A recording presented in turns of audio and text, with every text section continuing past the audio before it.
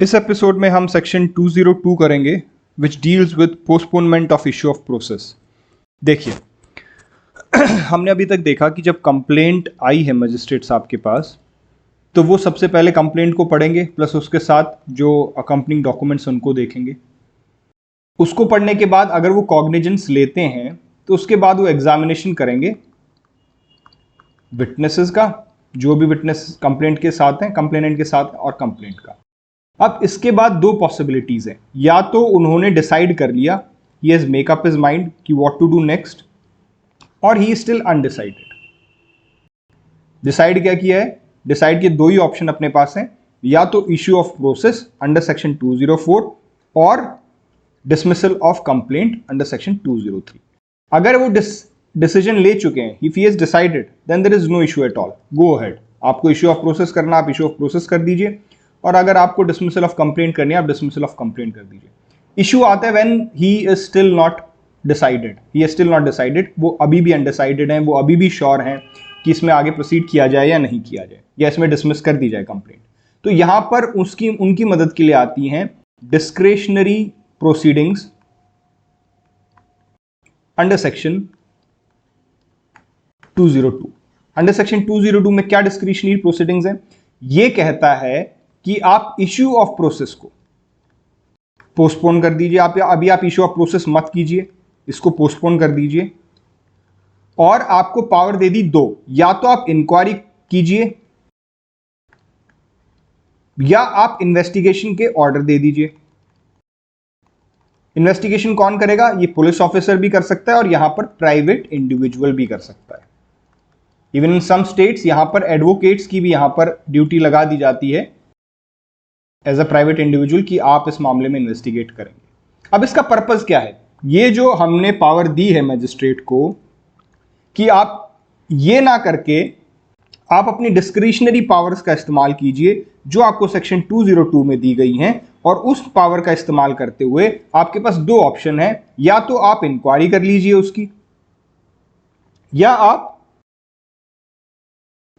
Investigation का order दे दीजिए। और इन्वेस्टिगेशन का ऑर्डर किसको दे सकते हैं? या तो पुलिस ऑफिसर को दे सकते हैं या प्राइवेट इंडिविजुअल को दे सकते हैं। तो इसका पर्पस क्या है? इसका पर्पस यही है so that he is in a position to decide कि उन्हें इश्यू ऑफ प्रोसेस करना है या डिसमिसल ऑफ कंप्लेंट करना। It is as simple as that. ठीक है, अब इसके कुछ और बेसिक्स देख लेते हैं। तो सेक्शन 202 को देखते हैं अपन।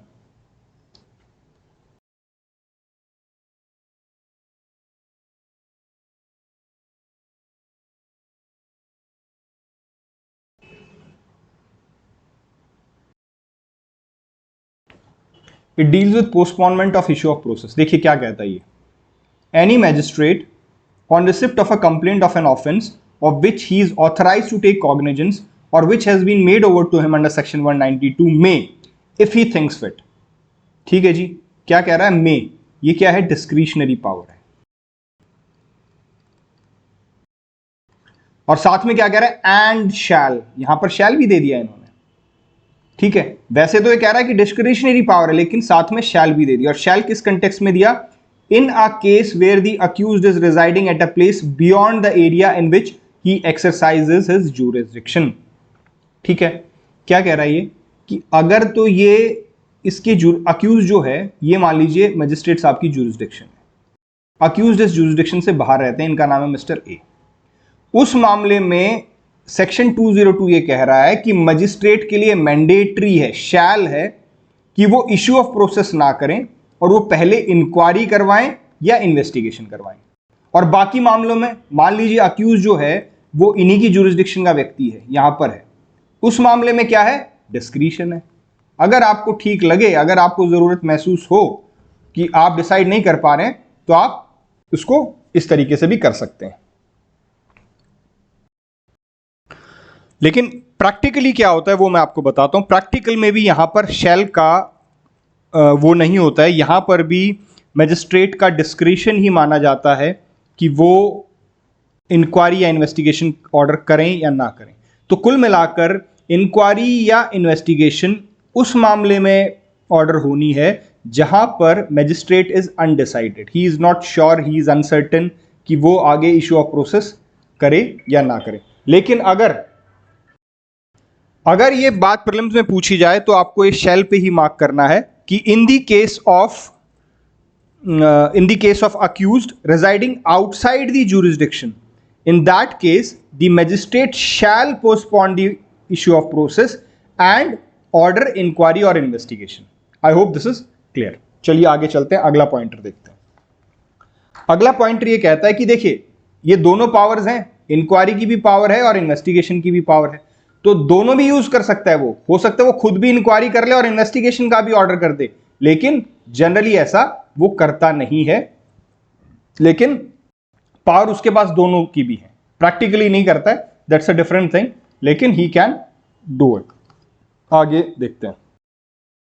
मान लीजिए, अच्छा इसका एक छोटा सा एग्जांपल देता हूं मैं, कि जैसे मैं बार बार बोल रहा हूं कि वो अनसर्टेन है।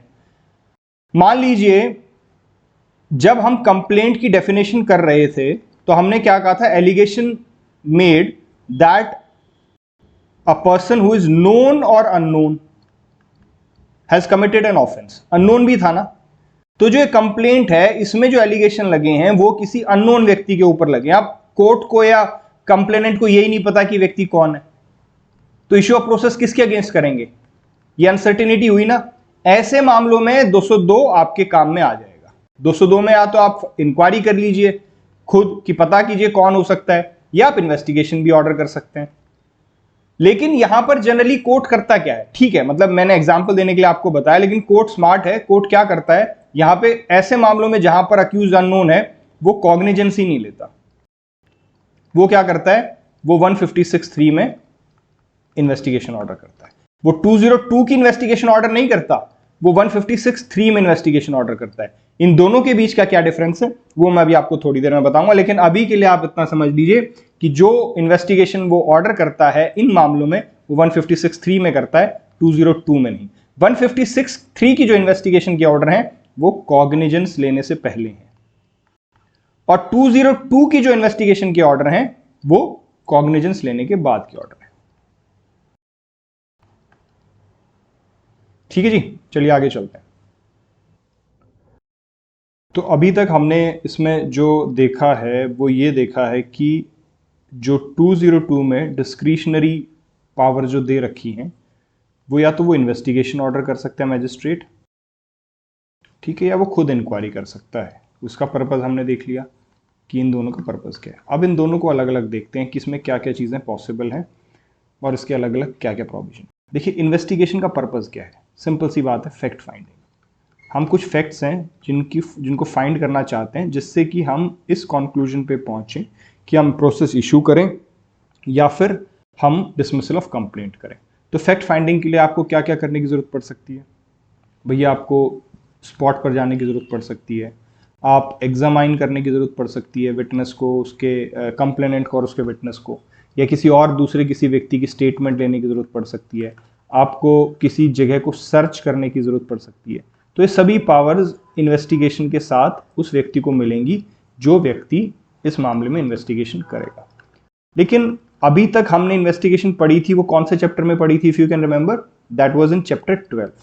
सवाल ये है कि जो चैप्टर 12 में पुलिस ऑफिसर्स के पास जो पावर थी, क्या वो पावर्स इस वाली इन्वेस्टिगेशन में भी होगी जो सेक्शन 202 में ऑर्डर की गई है?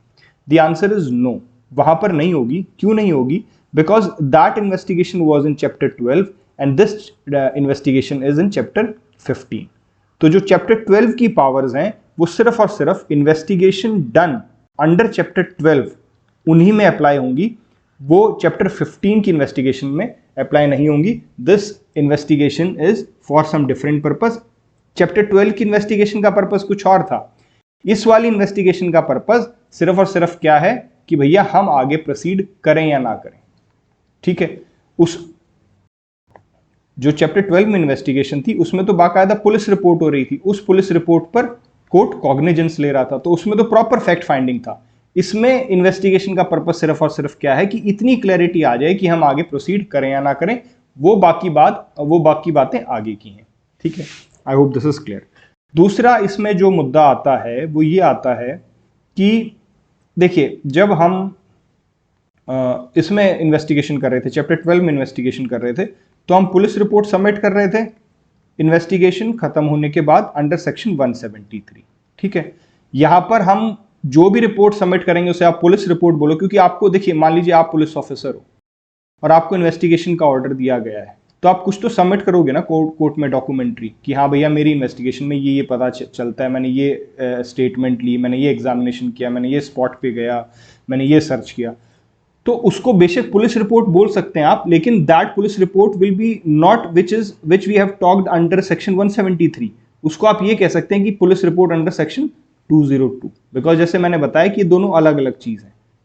ठीक है, मान लीजिए गलती से अगर हम पुलिस रिपोर्ट 173 मान लें उसको, तो सबसे बड़ी प्रॉब्लम क्या आएगी कि देखिए सेक्शन 200 में मजिस्ट्रेट ऑलरेडी कॉग्निजेंस ले चुका है,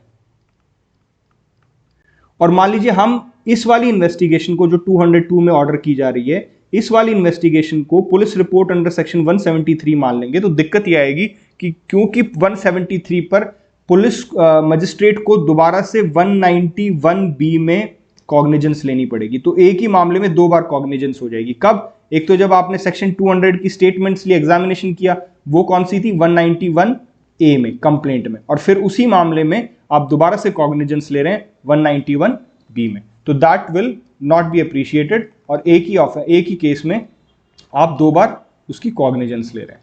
ठीक है, तो आई hope this point is clear कि जो इसमें जो फाइनल रिपोर्ट जाएगी वो 173 की रिपोर्ट नहीं होगी, वो 202 की ही रिपोर्ट मानी जाएगी।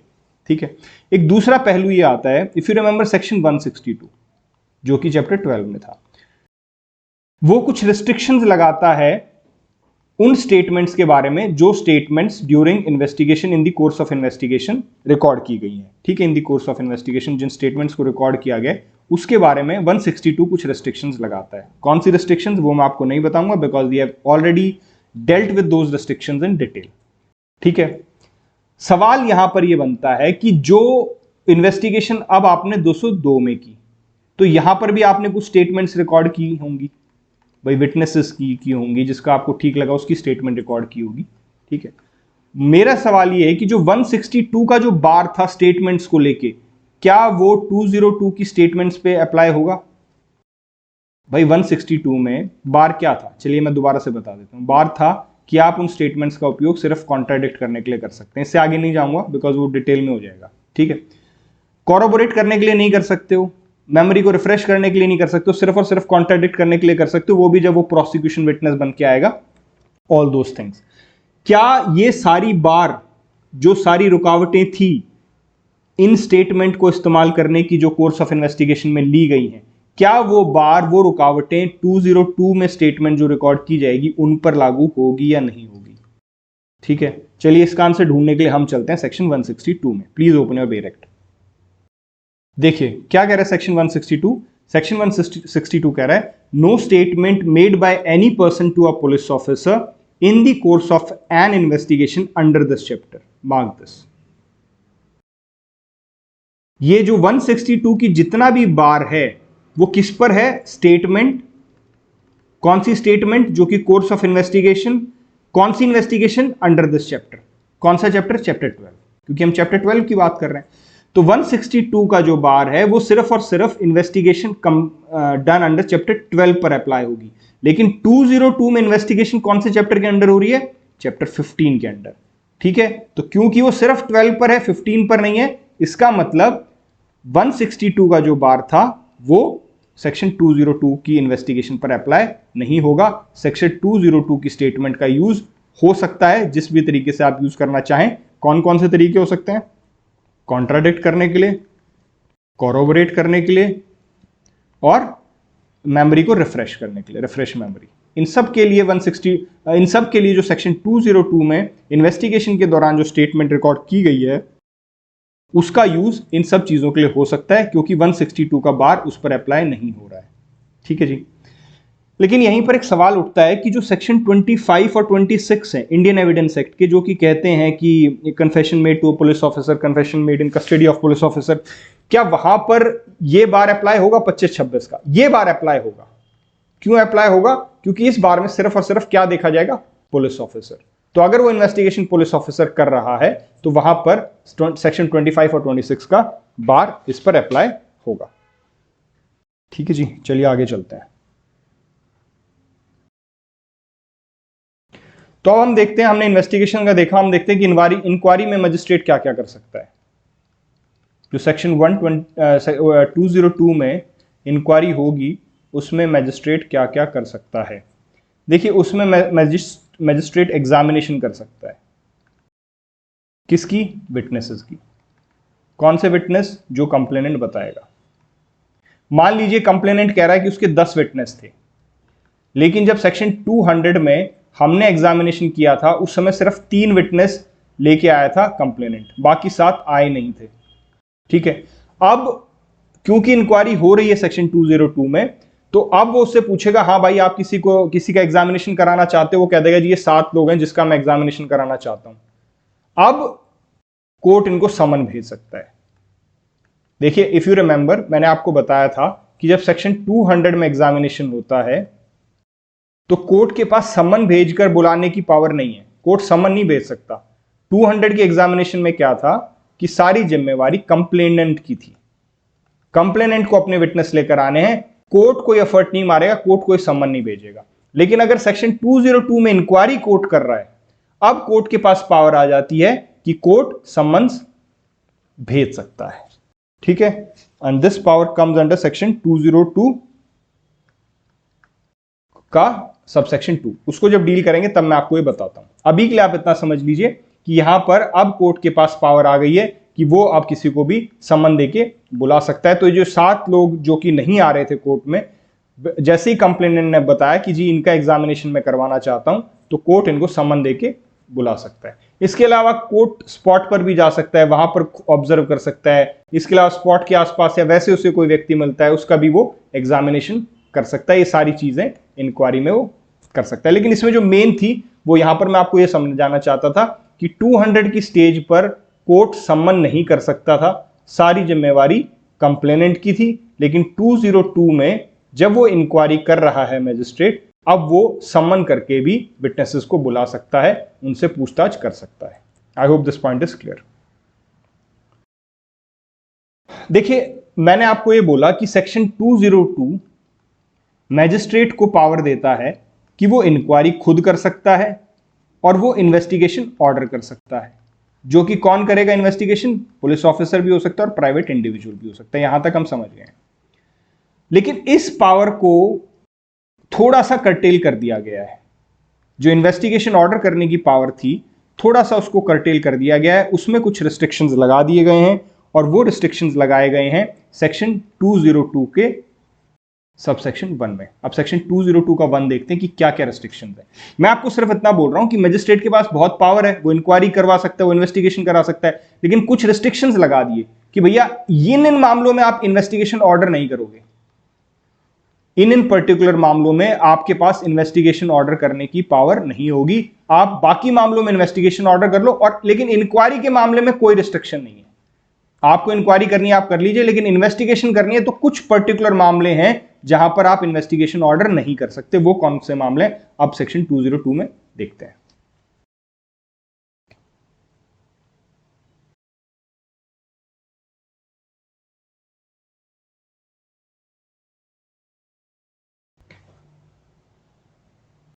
सेक्शन 2021 के प्रोविजो में है, देखिए, provided that no such direction for investigation. Investigation का डायरेक्शन नहीं दिया जाएगा। कौन कौन सी स्थिति में? Where it appears to the magistrate that the offence complained of is triable exclusive by the court of session. इसको मार्क कर लीजिए। उन मामलों में जो कि एक्सक्लूसिवली कोर्ट ऑफ सेशन द्वारा ट्राइबल है, उनमें मजिस्ट्रेट इन्वेस्टिगेशन ऑर्डर नहीं कर सकता है। अगर वो कंफ्यूज्ड है कि मैं प्रोसेस इशू करूं या ना करूं, या मैं डिसमिस कर दूं कंप्लेंट को, तो सेक्शन 202 में सिर्फ और सिर्फ क्या कर सकता है? वो इंक्वायरी कर सकता है खुद, लेकिन वो इन्वेस्टिगेशन ऑर्डर नहीं कर सकता। दूसरा कौन सा मामला है? ये थोड़ा सा कॉम्प्लिकेटेड है, ज्यादा नहीं, थोड़ा सा। इसमें तो सीधा लिख दिया कि भैया exclusively tribal bye court of session हो तो आप इन्वेस्टिगेशन ऑर्डर नहीं कर सकते। दूसरा क्या है? Where the complainant has not been made by a court. अगर कंप्लेंट कोर्ट ने नहीं की है, unless the complainant and the witnesses present if any have been examined on oath under section 200। क्या कह रहा है ये? कि अगर कंप्लेंट कोर्ट ने नहीं की है, ध्यान से सुनिएगा, अगर कंप्लेंट कोर्ट ने नहीं की है तो आप तब तक इन्वेस्टिगेशन ऑर्डर नहीं करेंगे जब तक आप विटनेसेस का और कंप्लेनेंट का एग्जामिनेशन ना कर लें ओथ पर अंडर सेक्शन 200। इससे क्या कहना चाहता है मैं आपको समझाता हूं। देखो, अभी तक हमने देखा कि कंप्लेंट कौन कौन डाल सकता है। हमने इसमें 3 पार्टीज देखी, 3 प्लेयर्स देखे। पहला प्लेयर कौन देखा? Private player. कोई भी एक पर्टिकुलर इंडिविजुअल जाके अपनी कंप्लेंट डाल सकता है, जो भी एलिगेशन लगा रहा है दूसरे व्यक्ति पर, प्राइवेट इंडिविजुअल कर लीजिए इसको। दूसरी कैटेगरी हमने देखी कि पब्लिक सर्वेंट भी कंप्लेंट कर सकता है। कब कर सकता है? इन discharge of his official duty, वो भी कंप्लेंट कर सकता है। फिर हमने देखा कोर्ट भी कंप्लेंट कर सकता है in the capacity of the court itself. 193 195 CrPC का मैंने आपके सामने जिक्र किया था, इफ यू रिमेंबर, और यहां पे सेक्शन 172 से लेके 188 ऑफ द आईपीसी। ठीक है, तो मोटा मोटा देखा जाए तो ये 3 प्लेयर्स हैं जो कि कोर्ट का दरवाजा खटखटा सकते हैं एज ए कंप्लेनेंट। ठीक है जी। अब 2021 का प्रोविजो बी क्या कह रहा है? प्रोविजो बी ये कह रहा है कि अगर कंप्लेंट कोर्ट ने नहीं की है तो इसको हटा दीजिए थोड़ी देर के लिए, आप इसको पिक्चर से हटा दीजिए। वो कह रहा है कंप्लेंट कोर्ट ने नहीं की है। ठीक है, तो पिक्चर में कौन कौन रह गया? पब्लिक सर्वेंट रह गया और प्राइवेट इंडिविजुअल रह गया। अगर कंप्लेंट कोर्ट नहीं करेगा तो कौन करेगा? तो प्राइवेट इंडिविजुअल करेगा या पब्लिक सर्वेंट करेगा, क्योंकि और तो कोई प्लेयर ही नहीं है। अगर ये दोनों कंप्लेंट करते हैं, मतलब इनमें से कोई भी कंप्लेंट करता है, तो इन्वेस्टिगेशन सेक्शन 202 में तब तक ऑर्डर नहीं होगी जब तक कि मजिस्ट्रेट सेक्शन 200 में कंप्लेनेंट प्लस उसके विटनेसेस का एग्जामिनेशन ना कर ले ऑन ओथ सेक्शन 200 में। ठीक है, अब एक छोटी सी बात समझना, हल्की सी कॉम्प्लिकेशन आएगी, बट अगर आप ध्यान से सुनेंगे तो क्लियर हो जाएगा। देखिए, जब हम प्राइवेट इंडिविजुअल की बात करते हैं तो सेक्शन 200 क्या कह रहा है? शैल एग्जामिन। तो यहां पे तो एग्जामिनेशन होना ही होना है। अगर प्राइवेट इंडिविजुअल की बात है तो वहां पर तो कंप्लेनेंट प्लस विटनेसेस का एग्जामिनेशन होना ही होना है सेक्शन 200 में, क्योंकि वहां पर शैल लिखा गया है। लेकिन अगर पब्लिक सर्वेंट की बात करें तो हमें वहां पर क्या बताया गया था? Need not examine. इसका मतलब क्या है? कोर्ट का डिस्क्रिशन आ गया। अब देखिए, कोर्ट का डिस्क्रिशन है तो कोर्ट क्या करेगा? या तो वो एग्जामिन करेगा या नहीं करेगा। अगर उसने मान लीजिए एग्जामिन नहीं किया, कोर्ट ने पब्लिक सर्वेंट को एग्जामिन नहीं किया, तो क्या कहानी थी? तो भैया तब तक, सॉरी, कोर्ट ने अगर पब्लिक सर्वेंट को एग्जामिन नहीं किया तो आगे चल के ये सेक्शन 202 में इन्वेस्टिगेशन का ऑर्डर नहीं कर सकता। क्यों नहीं कर सकता? क्योंकि ये क्लियरली बोल रहा है कि कोर्ट से अलग कोई भी अगर कंप्लेनेंट है तो तब तक इन्वेस्टिगेशन का ऑर्डर नहीं करेगा जब तक कि कंप्लेनेंट प्लस विटनेसेस की एग्जामिनेशन सेक्शन 200 में ना हो जाए। ठीक है, तो आई hope this point is clear कि अगर पब्लिक सर्वेंट के मामले में कोर्ट 202 की इन्वेस्टिगेशन करवाना चाहता है तो इट इज मैंडेटरी कि पहले वो कंप्लेनेंट जो कि पब्लिक सर्वेंट है प्लस उसके विटनेसेस का एग्जामिनेशन कर ले सेक्शन 200 में, उसके बाद ही वो इन्वेस्टिगेशन ऑर्डर कर सकता है। लेकिन मान लीजिए अब सवाल ये आता है कि अगर कोर्ट कंप्लेनेंट है तो कोई दिक्कत ही नहीं, चाहे उसका एग्जामिनेशन हुआ है कोर्ट का या नहीं हुआ है, उसके विटनेसेस का हुआ है या नहीं हुआ है, 202 में मजिस्ट्रेट इन्वेस्टिगेशन ऑर्डर कर सकता है। ठीक है, तो हमने 3 एग्जांपल्स देखे, इनको मैं दोबारा से आपको बता देता हूं किन किन मामलों में मजिस्ट्रेट 202 में इन्वेस्टिगेशन ऑर्डर नहीं कर सकता। पहला मामला exclusively tribal bye court of session, इसमें तो कोई डाउट ही नहीं। दूसरे मामले में हम 3 कैटेगरीज बनाते हैं। पहली कैटेगरी में मान लीजिए प्राइवेट इंडिविजुअल था। अगर प्राइवेट इंडिविजुअल का मामला है तो तब तक आप इन्वेस्टिगेशन ऑर्डर नहीं कर सकते जब तक आपने सेक्शन 200 में इस कंप्लेनेंट को प्लस उसके विटनेसेस को एग्जामिन ना कर लिया हो। अगर आपने एग्जामिन कर लिया है तो आप 202 में इन्वेस्टिगेशन डायरेक्ट कर सकते हो, नो इश्यूज। लेकिन यहां तो वैसे भी शैल आपको करना ही करना है, तो कोई दिक्कत ही नहीं, इसमें तो कोई दिक्कत ही नहीं आएगी। दिक्कत आएगी पब्लिक सर्वेंट में। क्यों? यहां पर आपका डिस्क्रिशन था। तो अगर आपको सेक्शन 200 में इन्वेस्टिगेशन ऑर्डर करनी है, 202 में, आप तभी कर सकते हैं जब आपने इस पब्लिक सर्वेंट जो कि कंप्लेनेंट है प्लस उसके विटनेसेस का सेक्शन 200 में एग्जामिनेशन कर लिया हो। आपका डिस्क्रिशन था, लेकिन आगे चल के अगर आप इन्वेस्टिगेशन चाहते हैं तो आपको एग्जामिनेशन करना पड़ेगा। और मामला अगर कोर्ट का है तो कोई इशू नहीं है, अगर आपने इनका एग्जामिनेशन नहीं भी किया है तो भी आप आगे चल के सेक्शन 202 में इन्वेस्टिगेशन ऑर्डर कर सकते हैं। आई होप दिस इज क्लियर। चलिए आगे चलते हैं। अब हम सेक्शन 202 के लास्ट एस्पेक्ट पे आते हैं। वो ये है कि देखिए, सेक्शन 202 का बेरेक निकालते हैं। पहले मैं आपको बेरेक से करा देता हूं। देखिए, एक सेकेंड, 202 का क्लॉज 3 निकालिए। देखिए क्या कहता है, in an inquiry under subsection 1, ठीक है, 2021 में जो इंक्वायरी ऑर्डर की है मजिस्ट्रेट ने, द मजिस्ट्रेट में, यहां पर क्या है, डिस्क्रिशन है, if he thinks fit take evidence of witnesses on oath, वो एग्जामिनेशन कर सकता है विटनेसेस का, ओथ पर उनकी स्टेटमेंट ले सकता है। कब? जब उसको ठीक लगे, उसका डिस्क्रिशन है, ठीक है। दूसरी बात क्या कह रहा है, provided that if it appears to the magistrate that the offence complained of is triable exclusively by court of session. Mark कीजिए, if it appears to the magistrate that the offence complained of is triable exclusively by court of session, ऐसे मामलों में क्या होगा, ही शैल call upon the, शैल आ गया, mark the word शैल, ठीक है। अब उसका कोई डिस्क्रिशन नहीं है, अब उसके लिए मैंडेटरी हो गया। He shall call upon the complainant to produce all his witnesses and examine them on oath। ठीक है जी, मैं अब आपको यहां पे समझा देता हूं। देखिए, सेक्शन 202 के सब क्लॉज 2 में हो क्या रहा है कि एग्जामिनेशन ऑफ विटनेसेस की बात है। सबसे पहले तो आप ये समझिए, एग्जामिनेशन ऑफ विटनेसेस कब?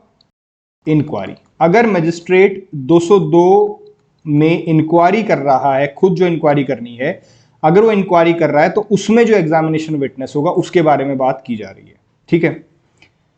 तो यहां पर एक चीज समझिए आप कि यहां पर एक तो दी जा रही है पावर